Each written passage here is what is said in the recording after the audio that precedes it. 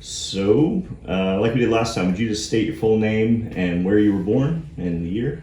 Okay, Reuben Densley, born 16 November 1937 in Murray, Utah at the Cottonwood Hospital.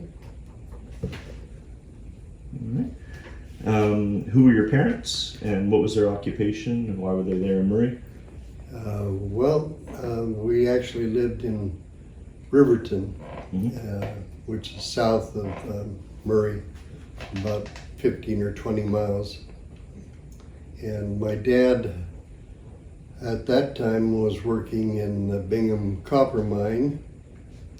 That's the big one you still see today, right? Yeah. Yeah. Yeah, he was a miner, and before that he was a sheep herder and worked, with the family herding sheep. And my mother, she was only 18 when they got married. What was her name? Her name is Ruby Clara Densley. And that I find out all these years later that was not her real name, that was her adopted name, because she was adopted when she was 2 or 3, and her brother George, he was adopted also at the same time by my grandfather, Reuben Osborne, who was an immigrant from Wales, and was a farmer.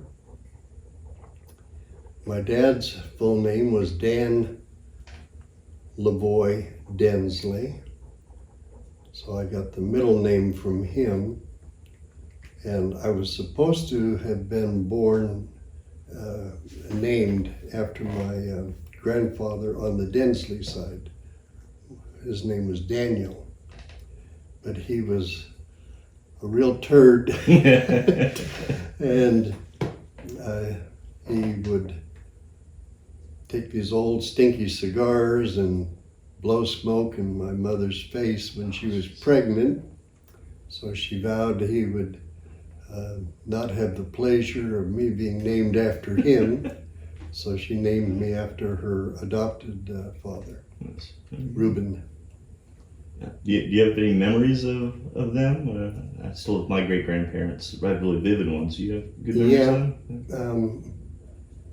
And they take a few pictures. I have a picture, I think, of when I was probably only about 1 on top of the big white mare that my grandfather had, that he used for plowing in the fields. And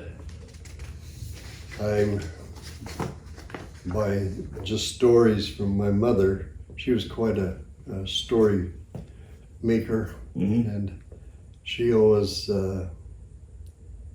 would say that I was not a problem child, but I liked to grab grasshoppers when I was out in the fields at my grandpa's house. And I'd come home with a grasshopper, and when she's trying to take a nap, I would put the grasshopper in her hand and wake her up. But when I was very young, still nursing, I had glass bottles and nipples at the time. And my 2 aunts, they were quite young. They were probably 10 and 12, but they were babysitting me one night when my parents decided to go out. And when my dad and mom came home, they found me with the nipple in my mouth and broken glass, and I'd cut my chin and then underneath my throat a little bit, and was still sucking on the nipple. My dad got so angry, he grabbed the 2 girls and bonked their heads together and threw them out the door. And I guess they had to walk home, which was about a half a mile in the dark. So my grandparents weren't very happy about that, but when they saw me, then they kind of Understood a little bit. Understood a little bit about his being so angry. But that's good reason to have the goatee. Cover up the scar. I think I'm going to end up cutting it off pretty soon anyhow. It's getting to be a little bit of a challenge. Yeah, just keeping it trimmed up and everything. Yeah. It's easier to have it because of the scar. When I'm shaving, I sometimes cut the scar tissue and bleed, but no, it's not that bad anymore. Yeah. I was just telling my youngest son about goatees and facial hair. Yeah. So when I started business with my partners, I was the youngest of the group by about 15, 17 years. And they would go to boat shows. And I always had a baby face. I was young. I was 20 years old. So I grew out some facial hair to look a little older, and it just never went away, you know? Yeah. All right, so that was all in Riverton, Utah? That's where... Yeah, that's where I lived until I was 5, and then we moved into Salt Lake City. And my dad, he had an opportunity to work with a guy, I can't remember his name now, but he had a appliance store, and my dad installed the oil furnaces and I guess household appliances also. Mm-hmm. And he only had a 4th grade education because he was the oldest of 14 children, and he had to quit school early so he could help support the family.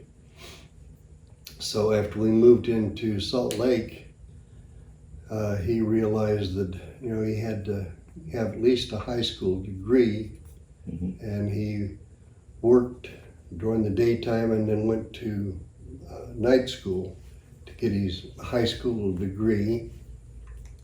And sometimes he didn't have transportation, so he'd have to walk or run, some distance to get home. And that can be challenging in Utah, right? Yeah. A little cold. Well, in Salt Lake City, we had a pretty good trolley system that ran north and south, and it was quite cheap, and you could hop on the trolley and get you across town. Yeah, I've seen that trolley today. It's still there. Yeah. Yeah.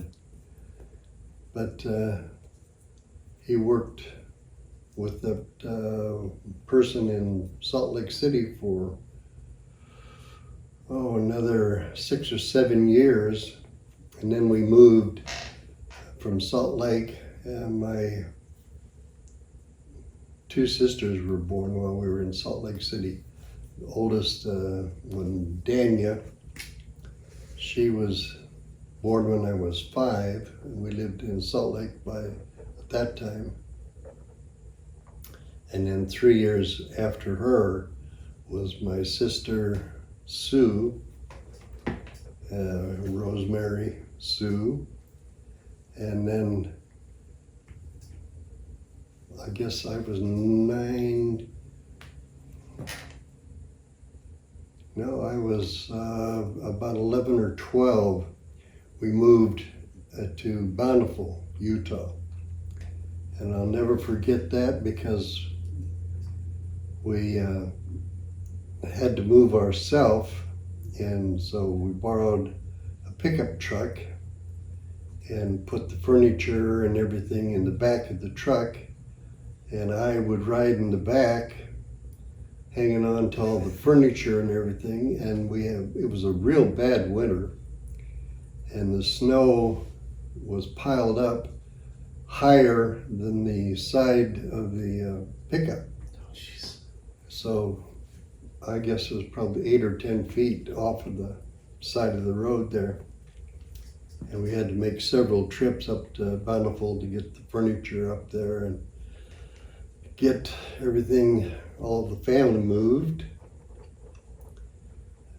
But then my dad, he went back into school and learned how to be a sheet metal,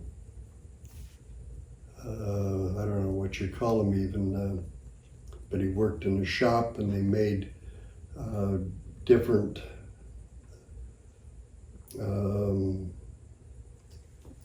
vents. Do the bending and folding and shaping Yeah. the sheet metal with the sheet metal benders and folders. Yeah. Familiar with I those. used to watch him study this stuff at night. He had a book and it showed all the blueprints, when it's all flat. Mhm. And then after you did all the proper folds and everything, all the various shapes that you could get out of that. Yeah. It was quite interesting and helped quite a bit when I went in the Army and took all of the vocational tests and everything that they give you to decide, what you're going to do in the Army. I pretty well aced most of that stuff. Yeah.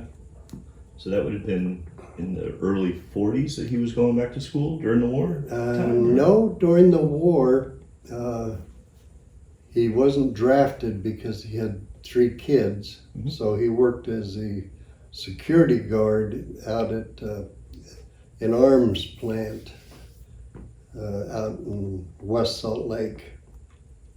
And my mother got a job there also, working in the arms plant.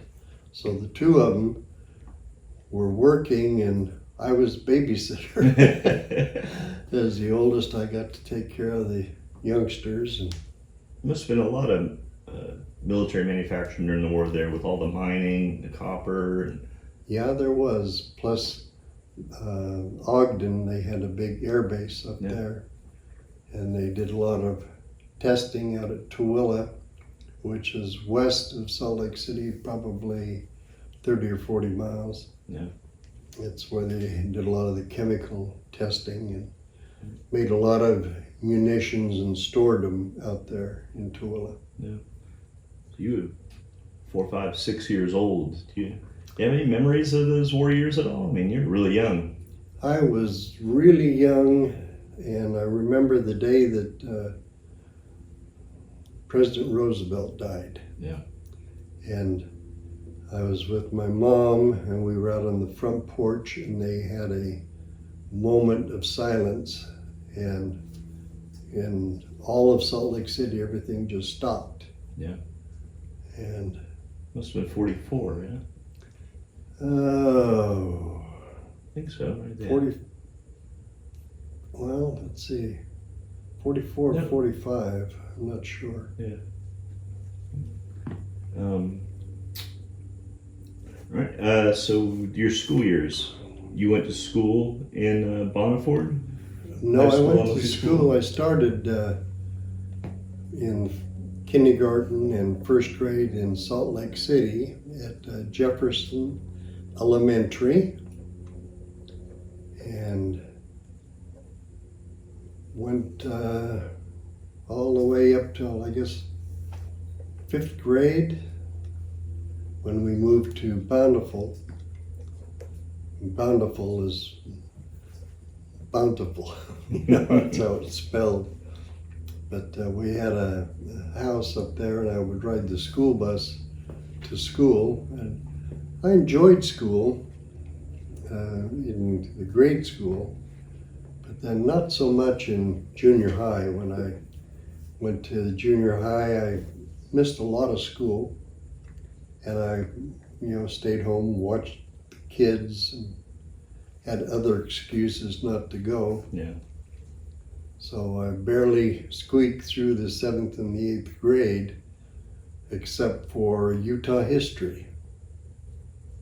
And Utah history, they had a big, thick history book about the history of Utah and the pioneers. And at the end of each chapter, which was, the next day study, they had a story, and it would always be about the pioneers or mountain men and some things that happened. And I remember one in particular where the guy was a mountain man and he was attacked by a grizzly, and pretty much like the movies portray now, where the grizzly ripped off half of his scalp, and when he came to, he thought he was blind, and he had to take this flap and put it back out of the way, and he soldered up himself. Yeah.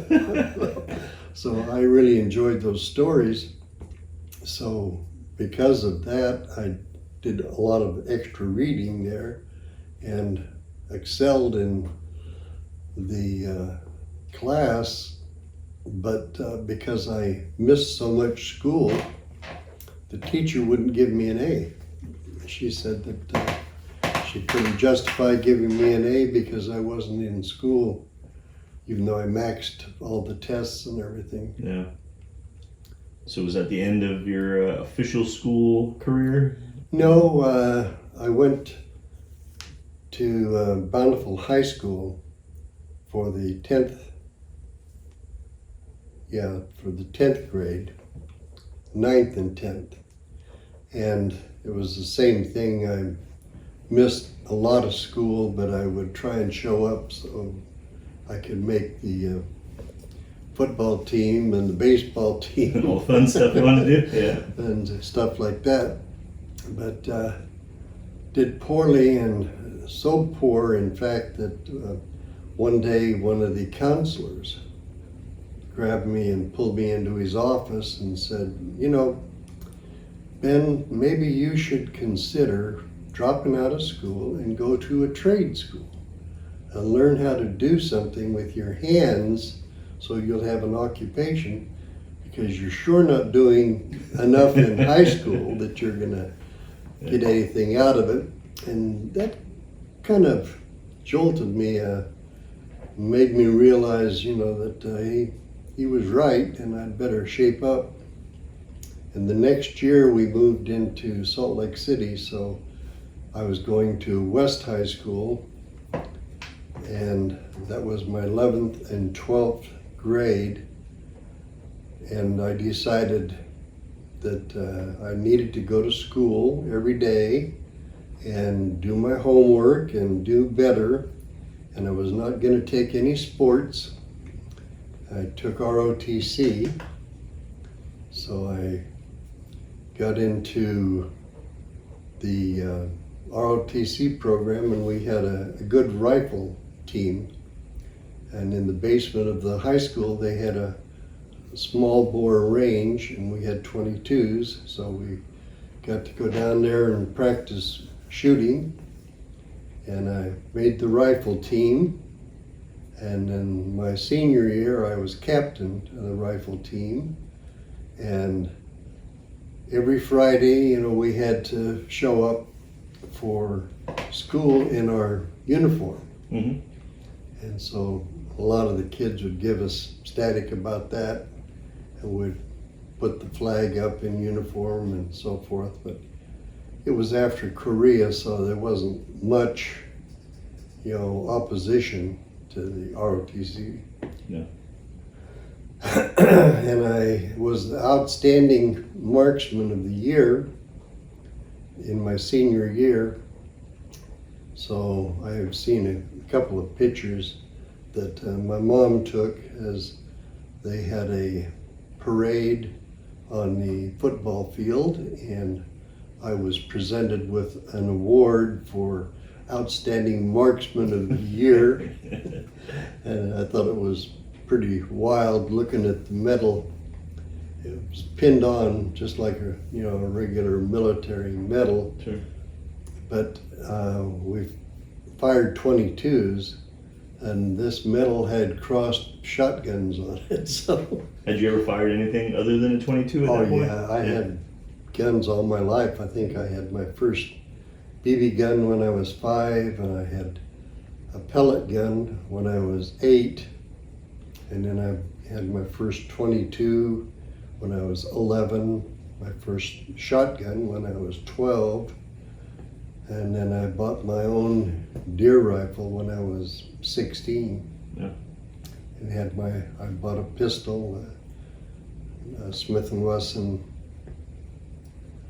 a six shooter, whatever. But always had guns, so that was. Yeah. In high school, so was it a competitive team? Like, did you compete against other high schools? Yes, we did, and there was the biggest competition was in Salt Lake at that time, there were 4 high schools. And we had East High, which was up on the bench, and that was all the rich kids. Looking down on the town. Looking down on the town. And I was in West High School. We were over across the tracks, so we were the slumlords. Yeah. And then there was South High and Highland, I think, was the other high school. So we'd have matches and we'd go either to their range or they would come to our range. And they had some pretty good competition. Yeah. So it was always a big deal whenever we could beat East High School, especially, you know, Yeah. have a better score than they did.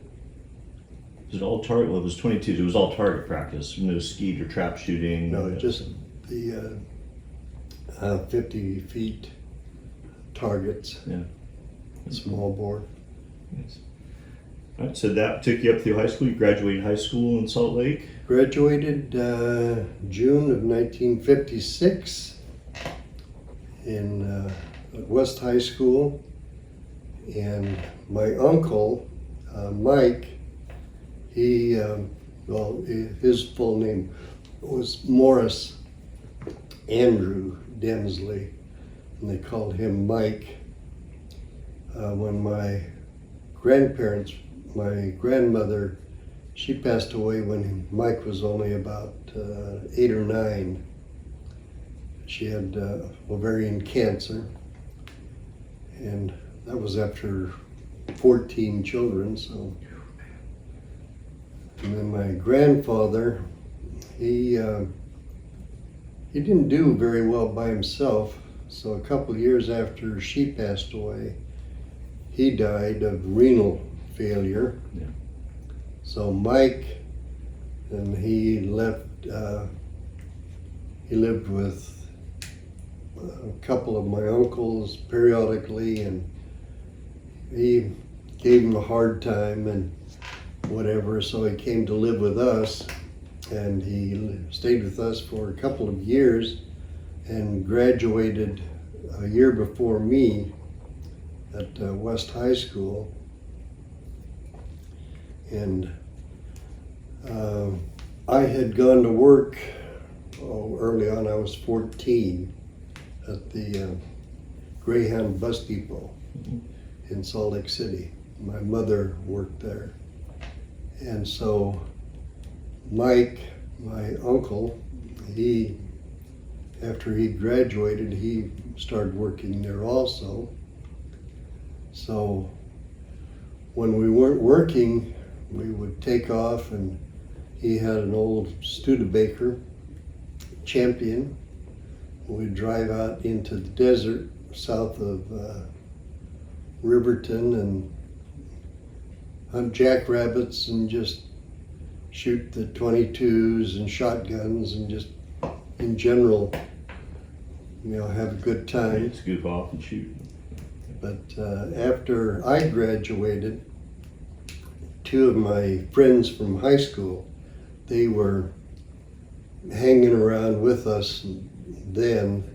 We didn't really have anything to do. Mike and I worked, and they didn't, so we just started looking for something to do, and that's when we went into the recruiting office and saw the poster of the Special Forces Green Beret rappelling down a cliff, and said, that's what we want to do. Looks pretty good, huh? Just real quick, the Greyhound said, were you loading buses, helping people out? What kind of work were you doing? Actually, I rented pillows. Oh, really? Yeah. The Gordon Pillow Service had a service where they would rent pillows from one station to the next, like from Chicago to Denver, and then Denver to Salt Lake to San Francisco or Los Angeles or whatever. So we would, when the buses came in, all the passengers got off and they'd go inside and get something to eat or go to the bathroom or whatever. They usually had about an hour layover before they went back out. And so we would go in and take all the pillows off that had been rented someplace else, go downstairs and put on new pillowcases and take them back upstairs.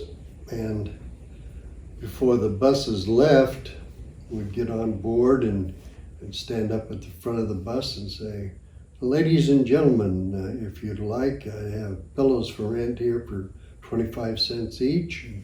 They're good for your trip to Denver or to Las Vegas or Los Angeles or whatever.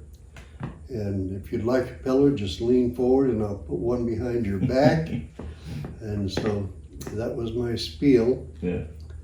And then after a year of doing that, well, actually more than that, about 2.5 or 3 years of that, I started working as a baggage handler.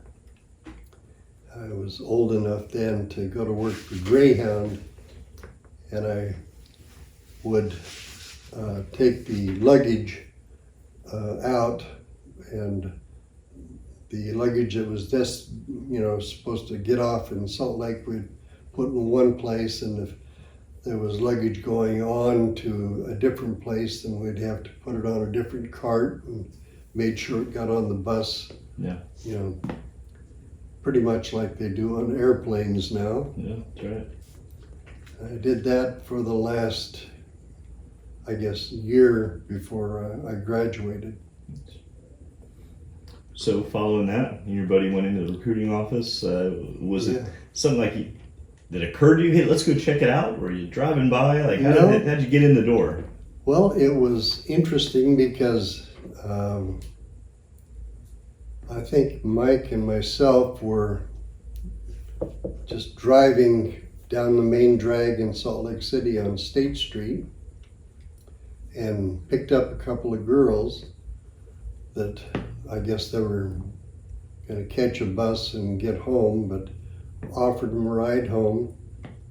And when we got to their house, being the gentleman that I was, I walked her to the door and made sure she got home safely. And her father, as it turned out, was an Army recruiter. Mm-hmm. So he said, if you guys are looking for something to do, just come on into my office. And so about a week later, we just said, what the hey? And we went in, and like I said, the first thing that we saw was that poster. And so the four of us, my uncle and my two friends from high school, we all enlisted in what the Army called the buddy plan.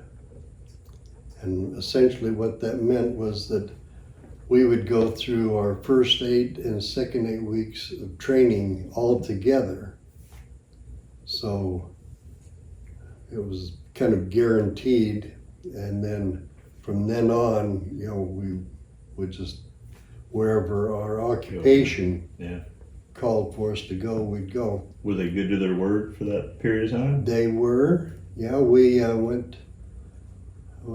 went first down to El Paso, Texas, to Fort Bliss for in-processing, which was interesting because I think we got there like 2 a.m, and the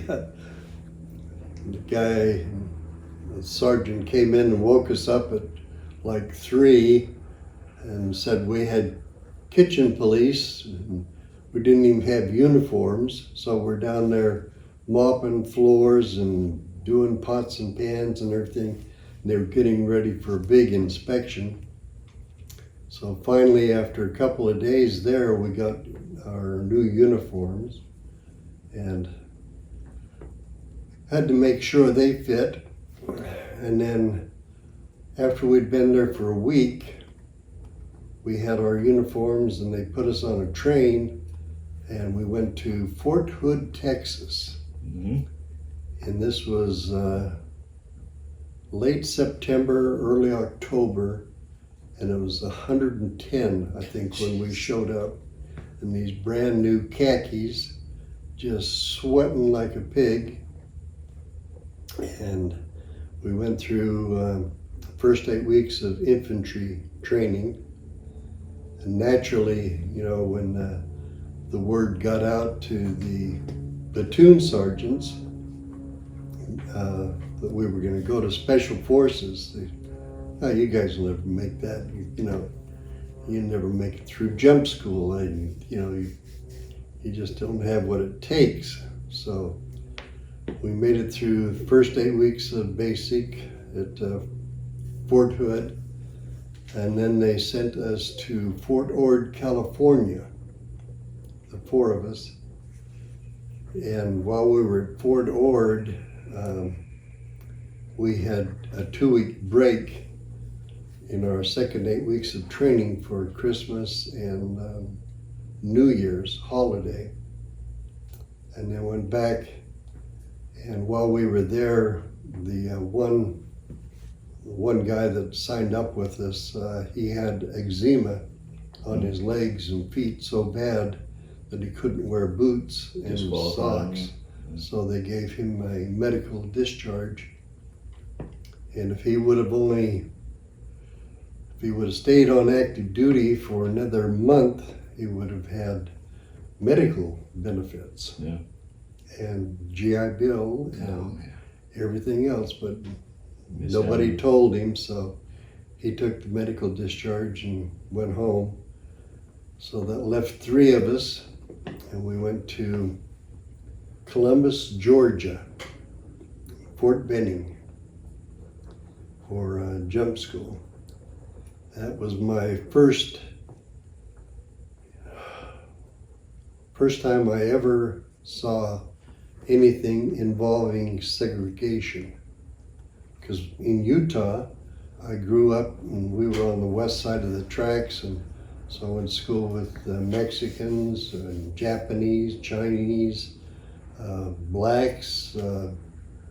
Didn't make any difference. We were all in the same gym class and getting hot and sweaty and beating each other up. And was it kind of shocking to drop into that? I mean, we got off the bus, and it was a Greyhound bus depot, and immediately when you walked up to the building, there was a water fountain, and I swear to God it said colored water. And so I expected colored water to come out of that water. Blue, purple, something. Yeah, I expected something like that, and so I naturally tried it, and somebody said, no, that's for colored people. And we went into the inside of the depot, and they had a cafeteria, and it was screened right through the middle of it, and it was black people on this side and white people on this side. So I thought that was pretty weird, and then had my first ever grits. I'd never had grits in Utah. Mm-hmm. And when they served them on my plate with eggs and ham, I thought it was cream of wheat or something. So I asked the lady for some milk. Why? So she told me that they were grits, and you just put some butter and salt and pepper on them. Yeah. So that was quite a change. So you witnessed segregation in the Greyhound depot.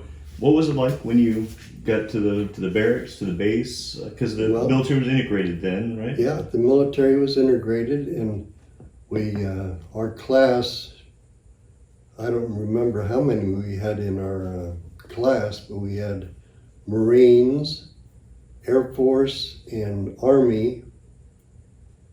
We didn't have any Navy, but we had black kids. In fact, one of them, an Air Force guy, was like the equivalent of a private in the Air Force. It was just amazing. I mean, he could run forever. and he could do pull-ups, or chin-ups they called them, because you held your hands this way instead of like this. When we had a contest, about halfway through the course, they had a contest to see who could do the most. I think he did like 19 and then just dropped off, that was enough. Yeah, nobody else is going to beat him. Nobody else could even come close to that. But we had a captain, a Marine captain, and a Samoan gunny sergeant, and another gunny sergeant Marine, and then a corporal and another sergeant Marine. And when we had to go for the physical test, you had to be able to do so many push-ups in a certain amount of time, so many sit-ups in a certain amount of time, and then you had to do 4 chin-ups. And 2 of these Marines couldn't do the 4 chin-ups. And man, that captain, they were gone. I mean, we never saw them again. They were immediately sent back to their unit. Yeah. The captain, he made sure that the other 2 sergeants, who they didn't need any guidance, but he made sure they had plenty of guidance.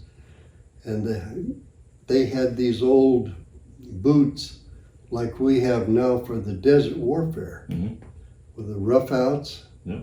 They would spend all night long practically sitting there putting polish on their boots, layer after layer, so they could get spit shine on it. Yeah.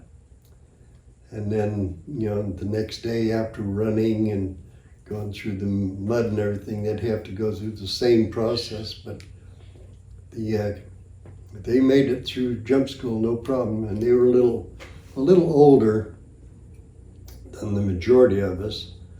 But the captain, he was the outstanding graduate, and probably 25 years later, I was a pilot by then, and I saw him, or a picture of him, in an aviation magazine where he was a full colonel. Wow. And he was receiving some type of an award or whatever, but Yeah. he was the outstanding graduate of the class, and just a really outstanding individual. You don't remember his name by any chance, do you? No, Yeah. sure don't. What year? That was 1957. April, we graduated April of 1957. And in Fort Bliss, was that 56 or was that in 57 too? Did all those take place the same year? No, Fort Bliss and Fort Hood and part of Fort Ord was 1956. And then in 57, we finished up in Fort Ord and went to jump school and graduated from jump school in April of 1957 and went to Fort Bragg. Then you went to Fort Bragg.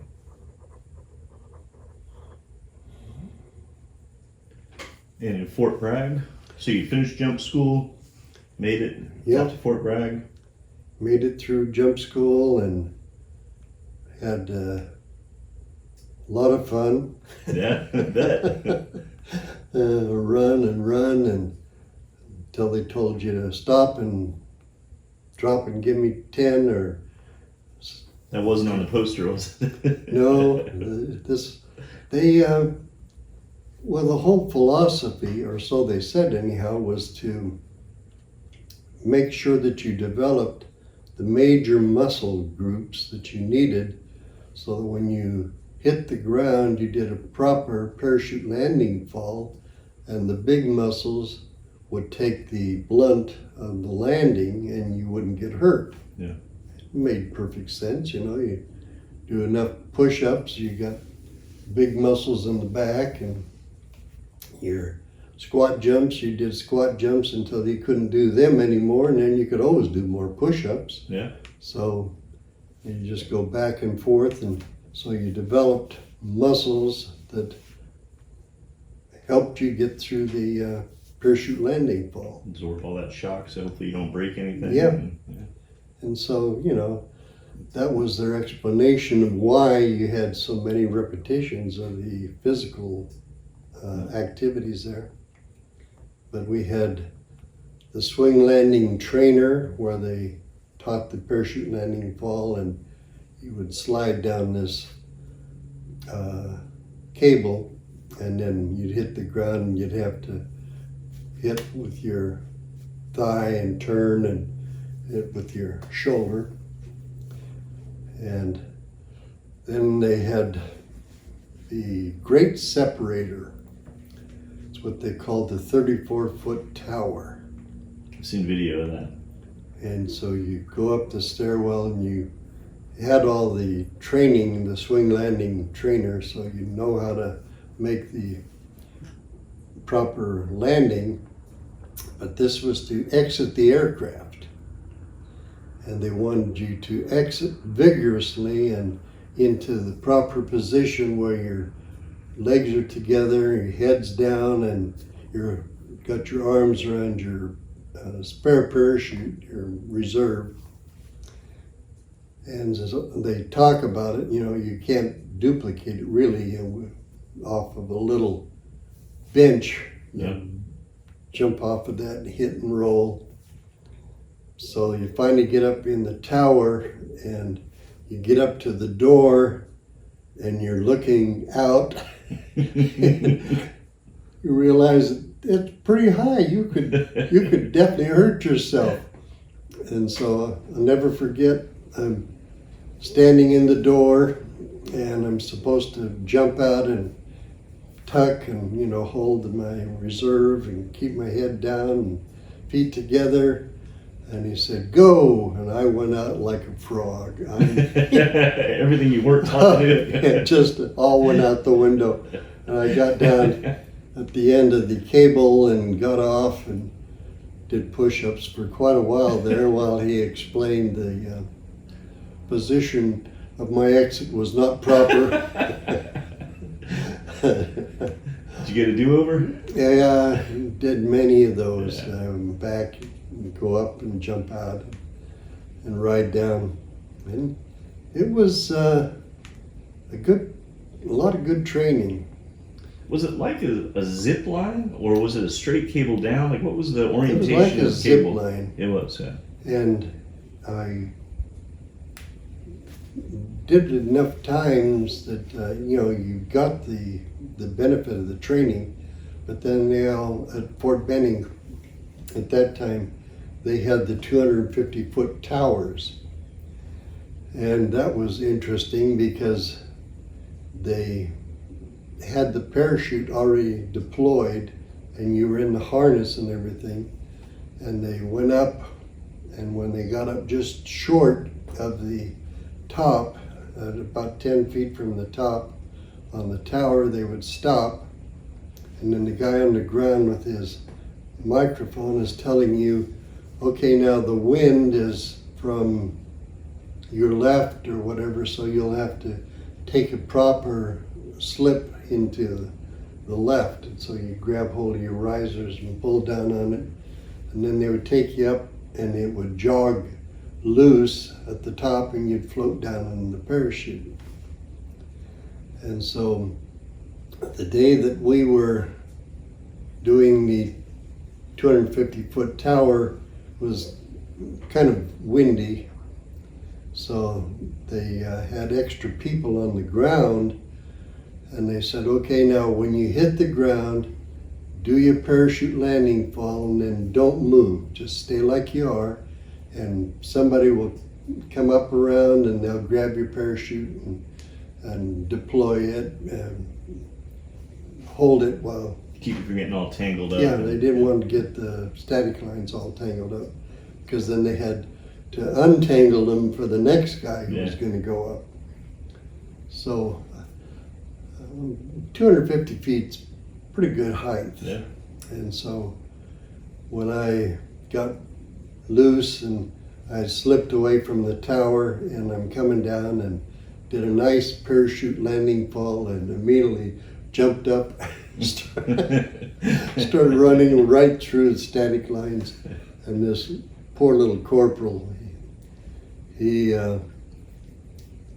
got so mad at me because I immediately realized my mistake as this guy started screaming at me and I fell back down through the static lines again, which made it worse. And he got so angry, he ran over and he kicked me.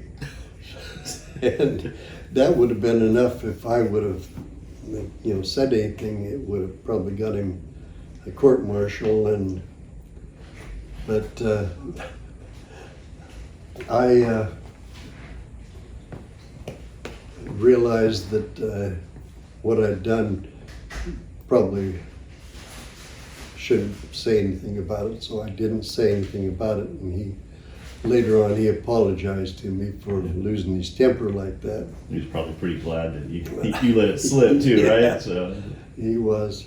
I'm going to stop this real quick just so we can Okay. get your breaths and.